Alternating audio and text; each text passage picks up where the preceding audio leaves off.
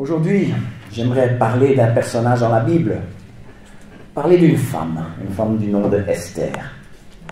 C'est une des histoires de la Bible qui ressemble quand même pas mal au genre d'histoire qu'on aime raconter aujourd'hui. Je vous invite peut-être à lire le livre d'Esther cette semaine. C'est peut-être un des livres les plus faciles à lire. Il y a 10 petits chapitres et ce n'est que du narratif. C'est une belle histoire. Ce n'est pas une fable, ce n'est pas une fiction, c'est une histoire véridique. Et nous pouvons savoir cela parce que les fictions de l'époque, elles étaient toujours très fantaisistes. Mais ici, on a une histoire racontée avec tous les détails, y compris ceux qui semblent ne pas être importants, mais tous les détails ont leurs importances. Je vais prendre quelques minutes pour vous la raconter. Je n'ai pas beaucoup de temps, je vais devoir sauter certains éléments. C'est pour ça que ce serait bien que vous lisiez cette semaine, le livre d'Esther. Ensuite, je vais un peu parler du contexte historique, parce qu'il y a pas mal de choses que l'histoire nous apprend par rapport à cette période qui nous aide à comprendre le message de ce livre. Et pour terminer, j'aimerais me poser quelques questions sur ce que ce livre peut nous apprendre et sur la manière que ce livre peut nous aider à avancer aujourd'hui. L'histoire d'Esther. Personnage numéro 1. Un roi, un empereur, Assuérus, le roi de Perse. Après une série d'événements, il se dit qu'il a besoin d'une nouvelle reine. On rassemble toutes les belles jeunes filles de l'Empire, toutes celles qui sont en âge de se marier, pour un espèce de concours de Miss pour devenir la nouvelle reine. Et c'est là qu'on rencontre le personnage numéro 2 et le personnage principal, Esther. Elle faisait partie d'une minorité ethnique. Elle était juive. Personnage numéro 3, le cousin d'Esther, nettement plus âgé. Esther était orpheline, c'est son cousin Mardoché qui s'est occupé d'elle. Esther est embrigadée dans le concours pour devenir la nouvelle reine, et de toutes les belles jeunes filles de l'Empire, c'est elle qui est choisie. Elle devient la nouvelle reine. L'histoire se tourne ensuite vers Mardoché, qui est dans la cour principale devant le palais. Il entend des conversations, et puis il entend une conversation un peu particulière. En fait, c'est 2 hommes qui sont en train de comploter pour assassiner le roi. Il décide de tirer la sonnette d'alarme. Enquête. Les 2 hommes sont confondus, ils sont punis, le roi est sauvé. Arrive alors le personnage numéro 4, Haman. C'était l'homme le plus puissant du royaume, après le roi. Un peu genre premier ministre. Il désire que tout le monde se prosterne devant lui.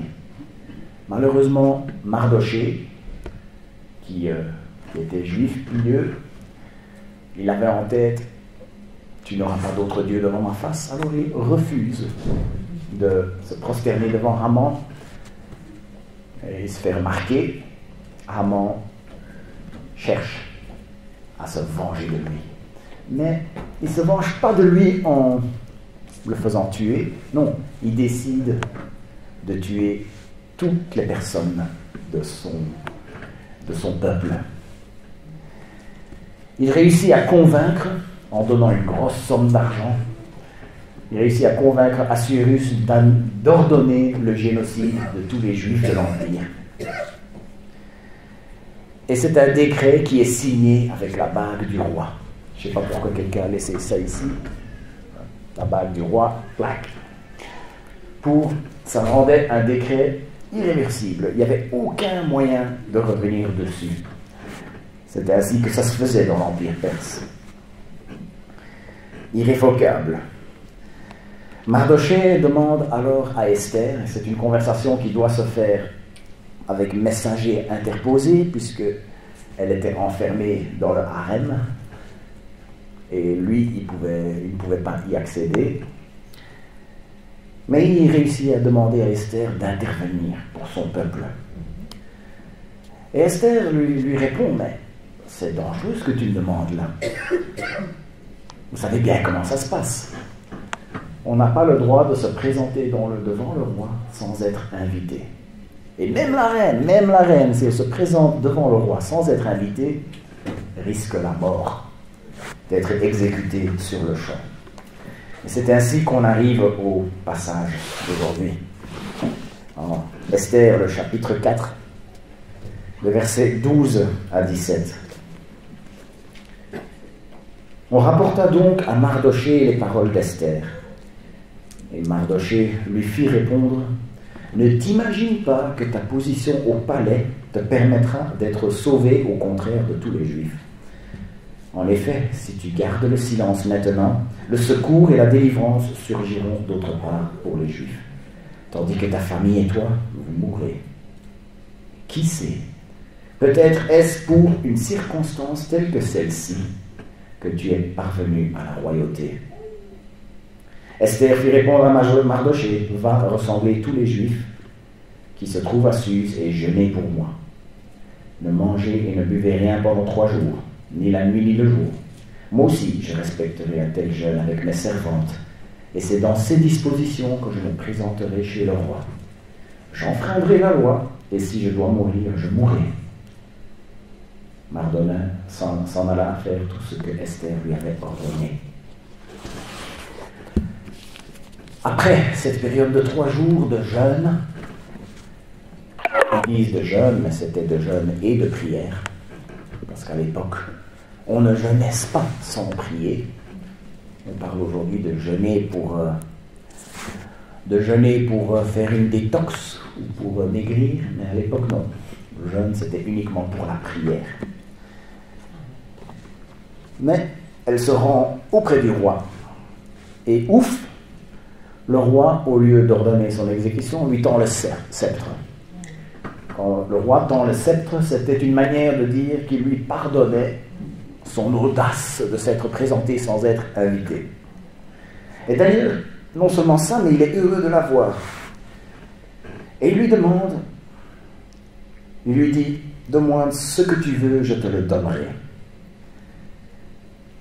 Et ce qu'elle demande, c'est que le roi vienne avec Haman pour un banquet dans le palais de la reine. Pendant la nuit, le roi a des insomnies avant de se rendre au banquet. En fait, c'est le deuxième banquet. Il a des insomnies, il n'arrive pas à dormir. Alors il se dit, qu'est-ce que je peux bien faire pour commencer à dormir? Il demande qu'on lui lise les archives de la cour. Et dans les archives, on lit justement le passage où on apprend que Mardochée avait tiré la sonnette d'alarme et qu'il avait sauvé la vie du roi. Et il dit, attends un peu, est-ce qu'on l'a récompensé pour ce qu'il a fait là? Et on regarde dans les archives, ah non, on n'a rien fait. Alors le roi décide de récompenser Mardochée. Il demande même à Haman de le mettre sur le cheval royal avec la robe royale et de parader dans les rues avec. C'était une humiliation pour Haman. Et après cela, ils vont au fameux banquet que Esther avait demandé qu'ils viennent. Donc il y avait le roi, il y avait Haman, il y avait Esther. Et encore une fois, le roi lui pose la question. Demande-moi ce que tu veux, demande-moi même la moitié de mon royaume, je te le donnerai. Et elle répond, laisse-moi la vie sauve à moi et à mon peuple. Alors le roi, apparemment il n'a pas percuté tout de suite. Il s'est dit, pourquoi, qui a envie de te tuer? Et c'est à ce moment-là, un moment de vérité, qu'elle pointe du doigt, c'est Haman qui est en train de chercher ma mort et la mort de mon peuple.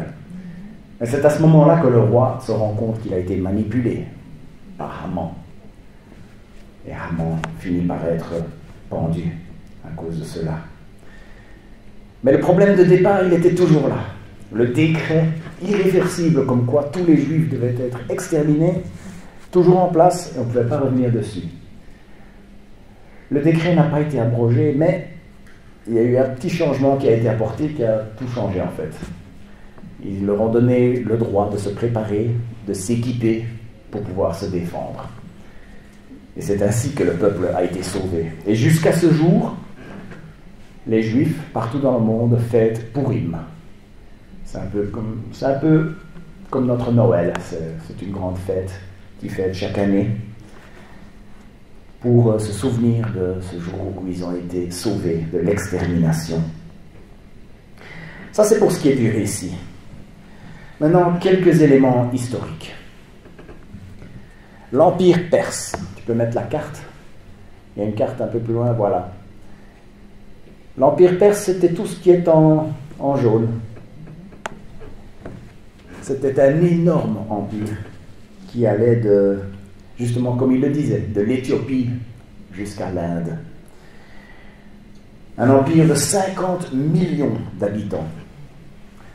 Ça n'a pas l'air d'être beaucoup, mais ça représentait 44% de la population mondiale de l'époque. Et comme le dit le livre d'Esther, en fait, on se rend compte que tout ce qu'on lit là est en train de se passer dans les hautes sphères du pouvoir, dans le plus grand empire que le monde n'ait connu, jusqu'alors. Ensuite, tu peux mettre l'image suivante, Assuérus. Voilà, Assuérus, comme il est représenté sur les murs. Il est peut-être mieux connu sous son nom grec, Xerxès Ier. Il est connu pour avoir mené la plus grande armée jamais réunie à l'époque. Une armée de 2 millions d'hommes. C'était l'armée qu'il a réunie pour envahir la Grèce. Quand la mer a détruit un pont qu'il avait fait construire, on raconte qu'il s'est mis en colère et qu'il a exigé que les hommes donnent 300 coups de fouet à la mer et qu'ils y jettent une paire d'entraves pour la punir. Plus tard, après avoir subi beaucoup de pertes à la bataille de Thermopyles face à Léonidas, alors je dois le préciser, pas les pralines, face à Léonidas avec le roi de Sparte avec ses 300 hommes, il a connu d'énormes pertes, mais il a quand même réussi à envahir Athènes après. Et puis quasi tout de suite après, il y a eu la bataille de Salamis, où il a perdu 300 bateaux, et il a été forcé de retourner à Suse. Hérodote, un des historiens de l'Antiquité, disait de lui qu'il aimait les femmes, qu'il manquait de contrôle de lui-même, et il parlait aussi du fait que sa campagne en Grèce a fait qu'il s'est retrouvé avec énormément de problèmes financiers par après. Et ça, on peut le voir avec la fameuse somme d'argent que Amon lui a versée pour pouvoir le manipuler. On voit aussi sa grande colère dans le livre. En fait, tout se recoupe entre les historiens de l'Antiquité et le récit biblique que nous avons. Maintenant, Esther et Mardochée. Il s'agit de Juifs qui vivaient dans une période assez particulière de leur histoire. Ce qui s'était passé, c'était un peu plus, presque 130 ans auparavant, en 605 avant Jésus-Christ, Babylone avait envahi Jérusalem. Et ils avaient emmené toute une énorme quantité de Juifs en captivité, en esclavage, à Babylone. Ensuite, l'empire babylonien a été envahi en 539 par l'empire perse. Donc tous les esclaves qui se retrouvaient à Babylone, un grand nombre ont été emmenés à Suse, qui sont devenus esclaves de l'empire perse.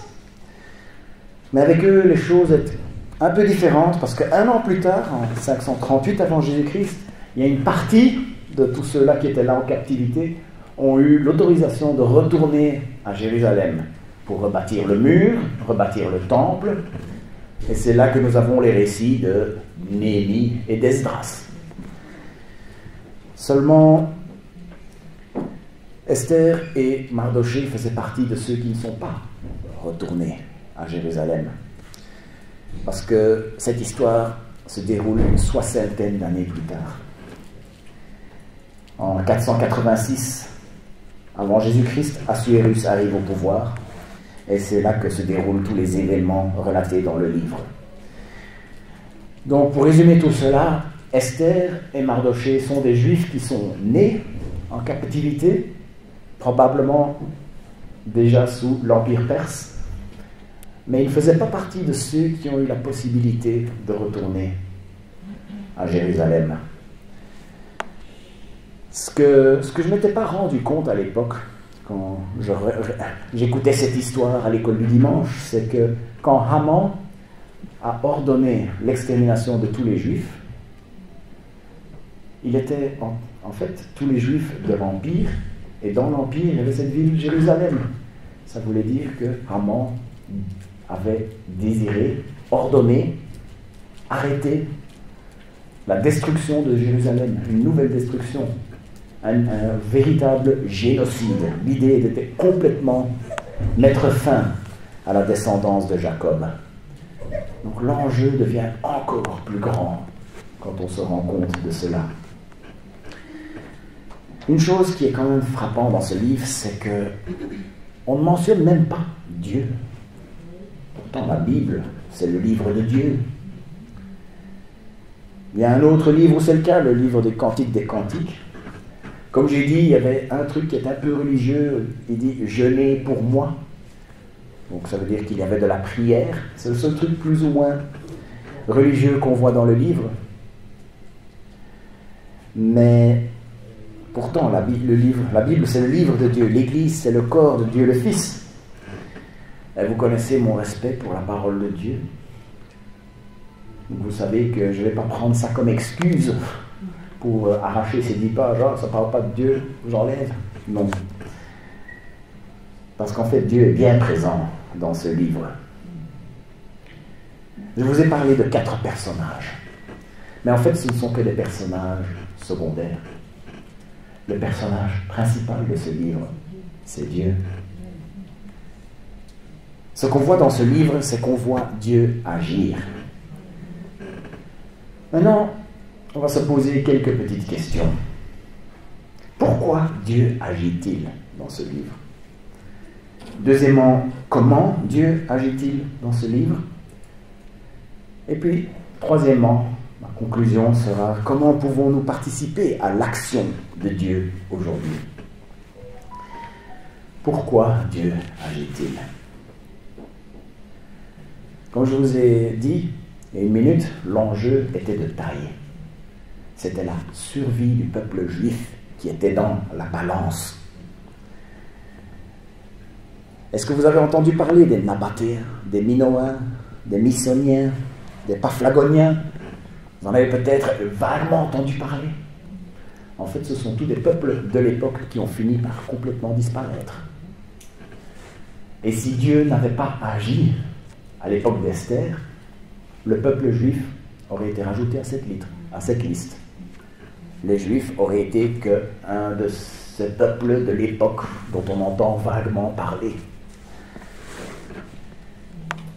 Dans la plupart des cas, dans ces peuples-là, il ne reste plus que des ruines qui témoignent de leur grandeur passée. Grandeur peut-être, mais bel et bien passée. Si Haman était arrivé à ses fins, le peuple juif aurait fait partie de cette liste. On n'aurait eu que des ruines, parlant d'une grandeur passée. Mais Dieu n'allait pas laisser ça se produire. Pourquoi est-ce que Dieu ne voulait pas laisser ça se produire? C'est parce qu'il avait promis quelque chose à l'humanité. Il avait promis quelque chose qui allait arriver par le peuple juif. Si ce peuple disparaît, Dieu n'allait pas accomplir cette promesse. Des siècles auparavant, il avait promis à un homme qui s'appelait Abraham. Il a dit « Toutes les nations de la terre seront bénies en toi ». Et nous, aujourd'hui, nous savons comment il a tenu cette promesse. Cette promesse, il l'a tenue par un des descendants d'Abraham, par Jésus-Christ, notre Sauveur. Tout ce plan est arrivé à sa pleine réalisation dans la personne de Jésus-Christ. Nous sommes, il a dit, toutes les nations de la terre sont bénies à travers toi. Nous sommes béni à travers ce descendant d'Abraham. Est-ce que Christ me rendra riche? Est-ce que Christ me garantira que je resterai en bonne santé pour le restant de mes jours? Est-ce que Christ va faire disparaître tous mes problèmes? En fait, Dieu ne va pas se contenter de ça. Dieu veut nous donner bien plus que cela. Une chose beaucoup plus importante, même si on l'oublie parfois. Mon péché m'avait aliéné par rapport à Dieu. Notre péché était un gouffre infranchissable entre nous et Dieu. Le péché de l'humanité l'a rendu inacceptable par rapport à son Créateur. Mais ce n'est pas ce que Dieu a voulu. Dieu a tout mis en œuvre pour que nous puissions revenir à lui. Et pour cela, il fallait que Jésus vienne sur la terre. Pour cela, il a fallu qu'il meure à la croix, qu'il prenne la punition qui nous était réservée.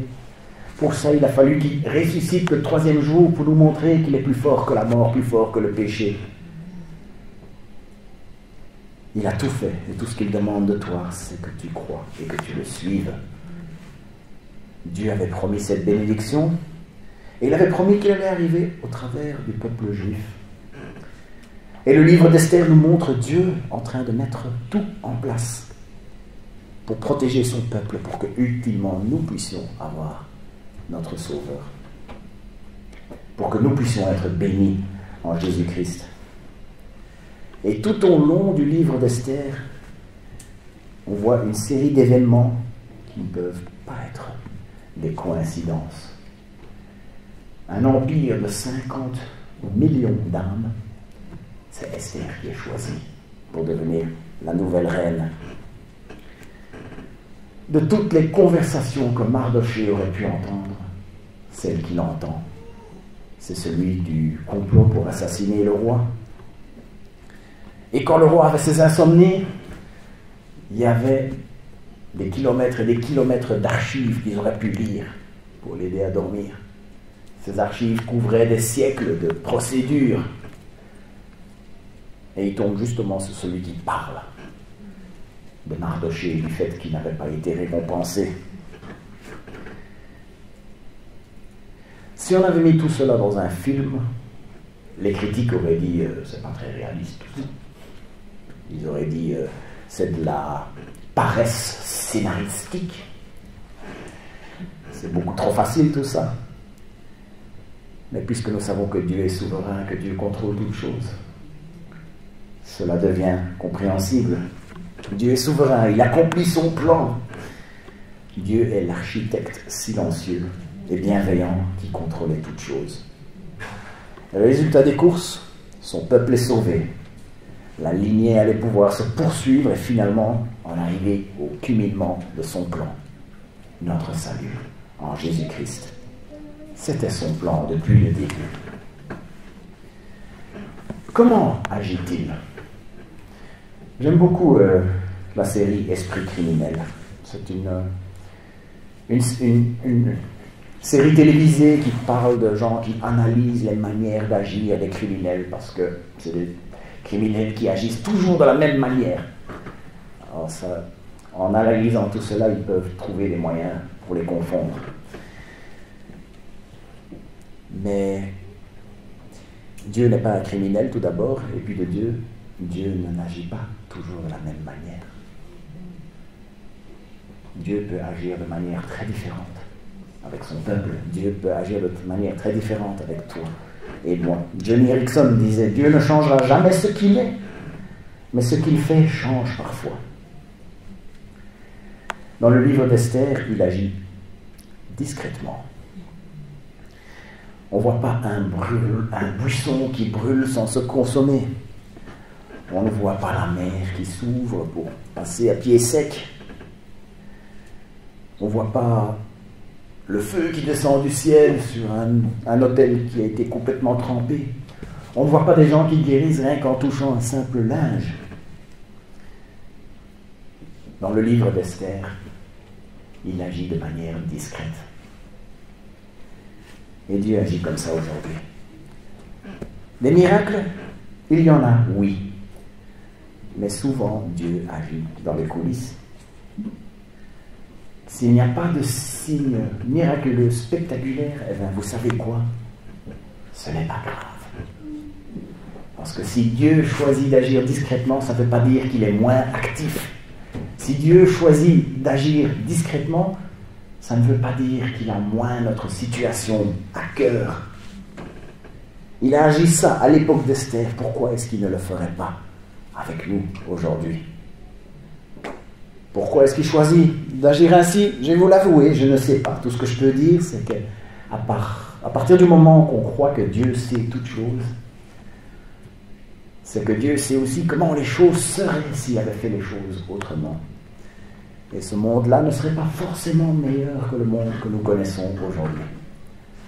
Moi, je trouve de réconfort dans le fait de savoir que Dieu est au-dessus de tout cela. Et il sait réellement ce qu'il y a de mieux pour nous.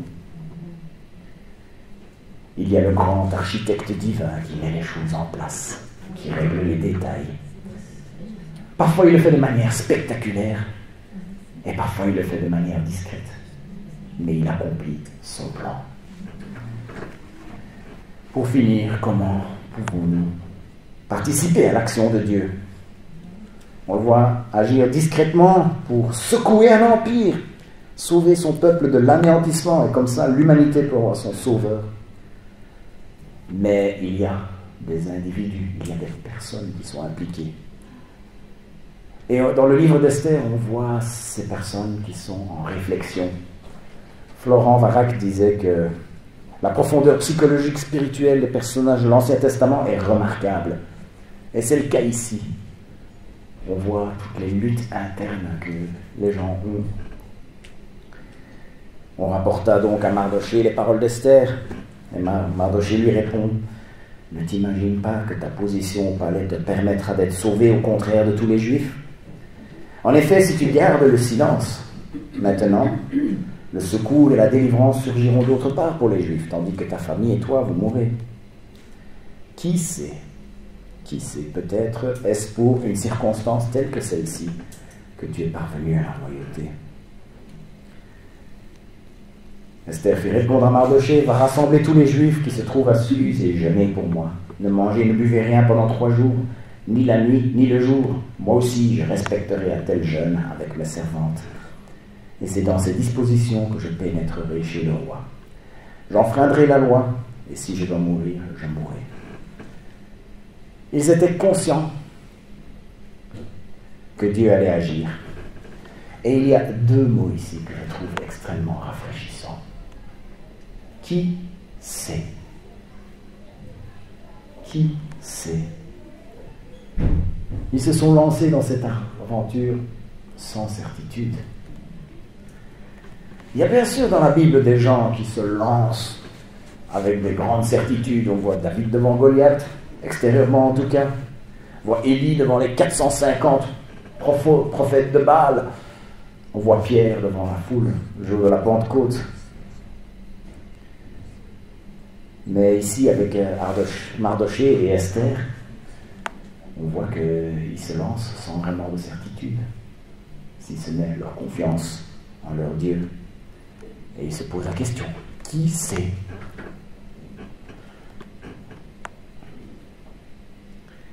On dirait que c'est ça. On a l'impression, ce serait logique. Esther, c'est la reine, ce serait logique que ce soit elle qui va plaider la cause du peuple. C'était la chose logique à faire, mais n'empêche que c'était quelque chose de risqué. Et John Piper le dit comme ça: ne ratez pas vos moments Esther. À Liège, en 2023, qui sait? Dieu va peut-être nous montrer la chose logique à faire pour accomplir son plan. Nous pouvons, pour le moment, remercier le Seigneur que nous n'avons pas à enfreindre la loi. Parce qu'on peut dire: ouf, merci Seigneur que je ne sois pas obligé d'être aussi courageuse qu'Esther l'a été. La dernière phrase, c'est: j'enfreindrai la loi, et si je dois mourir, je mourrai. Pour l'instant, nous ne devons pas vraiment enfreindre la loi. Pour l'instant, nous n'avons pas à risquer nos vies. Mais là où nous sommes, qui sait? Peut-être que nous nous trouvons là où nous nous trouvons pour accomplir quelque chose de particulier, quelque chose de grand, quelque chose de petit, pour accomplir le plan de Dieu. Et vous savez, il n'y a pas de petit rôle dans une société, et il n'y a certainement pas de petit rôle dans le plan de Dieu. On parle, être président des États-Unis, on voit ça comme un grand rôle. Être éboueur, on voit ça comme un petit rôle. Mais quand le président Reagan a été blessé, il n'y a rien qui a changé dans le pays. On lui a mis un remplaçant le temps qu'il se rétablisse, et puis c'est reparti. Tandis que quand les éboueurs ont fait grève le même jour à New York, la ville s'est retrouvée complètement paralysée. Il n'y a pas de petit rôle dans la société et il n'y a certainement pas de petit rôle avec notre Seigneur. Si le Seigneur nous demande de jouer un petit rôle, qui sait? Jouons-le comme si c'est l'aventure de notre vie. Peut-être que tu es là où tu te trouves, pour accomplir quelque chose de particulier que Dieu a préparé pour toi, et que ce soit la recherche dans ta prière. Le livre d'Esther nous montre comment Dieu agit discrètement pour sauver son peuple, pour qu'il puisse ultimement nous donner son Fils Jésus. À nous de prier maintenant, de réfléchir comme si nous pouvons faire notre part, aussi petite soit-elle, dans ce plan. Et soyons en paix, parce que le Dieu Tout-Puissant contrôle toutes choses pour notre bien. Amen.